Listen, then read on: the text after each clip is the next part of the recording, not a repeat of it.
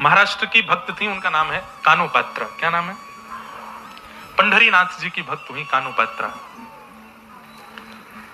जिसको ठाकुर जी को प्राप्त करना होता है वो कैसे भी कर लेता, और जिसको नहीं करना होता सब व्यवस्थाएं मिलने के बाद भी नहीं करता।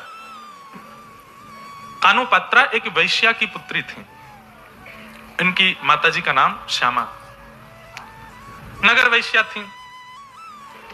कानोपात्रा का जन्म हुआ, मां के मन में यह भाव था कि जैसा कलंक मुझ पर है मेरी पुत्री को ना लगे, मेरी पुत्री कम से कम ठाकुर जी की भक्त बने। और एक बात आपको बता दें, पिता यदि ठान ले कि मुझे अपने पुत्र या पुत्री को यह बनाना है तो संभवतः हो सकता है कि वो ना बने, लेकिन मां यदि ठान ले तो 90% वो बालक बन ही जाएगा जैसा मां चाह रही है वैसा मां चाह ले। तो कानोपात्रा की मां ने सोचा कि मैं तो कलंकिनी हूं, मुझ पे तो कलंक लगा है वैश्या का, मेरी पुत्री पर ना लगे। धीरे धीरे पुत्री बड़ी होने लगी। अब जहां वो रहती थी आसपास भी सब वैश्या ही रहती थी, तो उनको देख करके गाना बजाना भी वो सीख गई। कानोपात्रा गाती भी थी, उनकी तरह नाचती भी थी। तो मां जब आती तो आकर के डांटती, क्या गा रही थी? बोले मैंने सुना। तो फिर रात भर उनकी मां बैठ करके एकांत में फिर तुकाराम जी का अभंग सुनाती, तुकाराम जी का अभंग सुनाती, जनाबाई का अभंग सुनाती, नामदेव जी का अभंग सुनाती, ठाकुर जी का कीर्तन भजन सुनाती। बोले वो नहीं गाना, ये गाना है। धीरे धीरे कानोपात्रा में वैसी ही भक्ति जागृत होने लगी, वैसा ही भाव कानोपात्रा के चित्त में आने लगा। मंदिर जाने की इच्छा करती तो कानोपात्रा की मां कहती कि हम इतने पवित्र कुल की नहीं है, इतने पवित्र खानदान की नहीं है कि हम मंदिर जा सकें। लेकिन इसको कैसे समझाऊं ये बात? मंदिर जाएंगे तो कोई रोकेगा टोकेगा, हमें नहीं जाने देगा। रात्रि में जब मां कहीं जाती तो पूछती, मां आप मुझे रात में अकेला छोड़ के चली जाती हो, मुझे भी लेके चला करो साथ में। तो मां झूठ बोलती कि हमारे नगर में भूत प्रेत बहुत है, मैं उनको भगाने जाती हूँ। इन बातों से वो रुक जाती, लेकिन कब तक छुपाए छुपे बातें। धीरे धीरे कानोपात्रा जब बड़ी हो गई तो उसका भी रूप इतना सुंदर, उनका भी आकर्षण इतना ज्यादा हो गया कि लोग बागों की कुदृष्टि उन पर आने लगी। अब नगर में चर्चे होने लगे, कानोपात्रा बहुत सुंदर है और उससे मिलना है, उसके साथ रहना है, उससे बात करनी है, ऐसी सब चर्चाएं। जब मां सुनती तो उसको इतनी घबराहट होती कि मेरी बच्ची इन सब चीजों से दूर रहे। लेकिन लोगों की दृष्टि तक तो ठीक थी बात। एक दिन राजा की दृष्टि पड़ गई, और जब राजा कुछ ठान ले तो फिर प्रजा तो कुछ कर नहीं सकती। मां ने सदा समझाया कि तू केवल विठोबा की है, तू केवल विठल की है, और कोई तेरा नहीं हो सकता। बहुत छोटा सा चरित्र है कानोपात्रा जी का, और एक ऐसी भक्त हैं जिन्होंने बहुत कम समय में ठाकुर जी को प्राप्त कर लिया। राजा के सैनिक लोग आ गए, कानोपात्रा को पकड़ लिया और चलो राजा ने तुमको बुलाया है,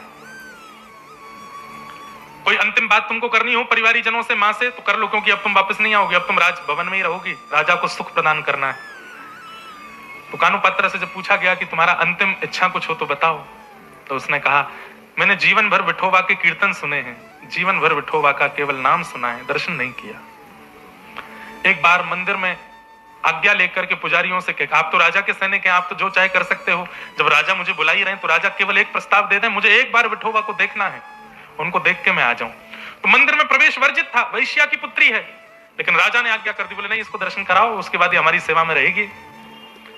तो पुजारी आदियों ने भी आज्ञा दे दी, मंदिर के द्वार खोल दिए और कानोपात्रा गई है। पहली बार विठोबा के सामने कमर पर हाथ धरे ठाकुर जी को आज तक केवल सुना है, लेकिन आज जैसे ही देखा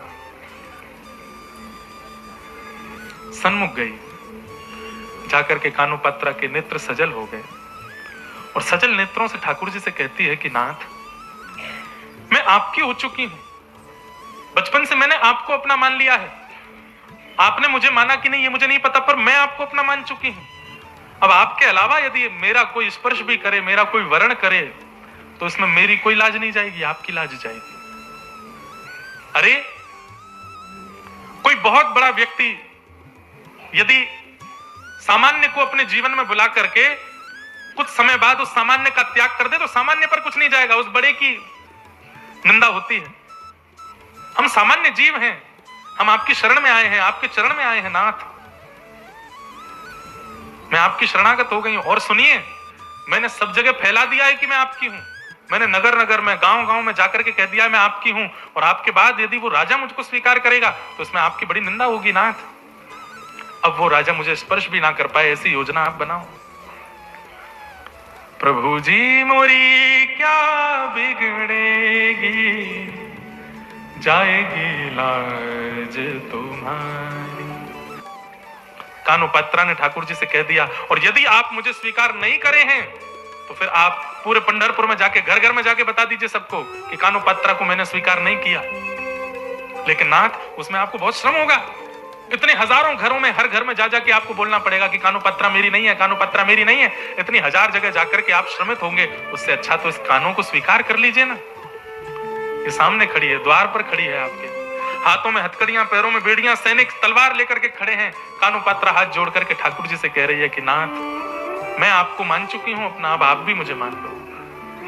एक क्षण के लिए एक दिव्य तेज प्रकट हुआ, सबके नेत्र बंद हो गए, सब अपनी आंखें छुपाने लगे, और एक क्षण बाद जैसे ही वो तेज विश्राम हुआ, हथकड़ियां रह गई, बेड़ियां रह गई, कानोपात्रा अंतर ध्यान हो गई, विठोबा ने अपने भीतर उसको समाविष्ट कर लिया।